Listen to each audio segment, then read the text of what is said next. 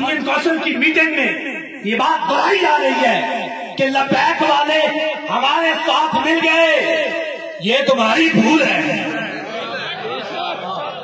یہ بات سن لو، بالکل لبیک والے تمہارے ساتھ قیامت تک نہیں مل سکتے۔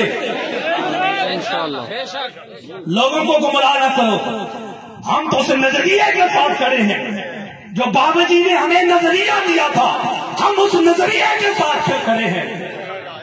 اگر آنا ہے تو کھلے دل سے ہماری جماعت میں آ جاؤ۔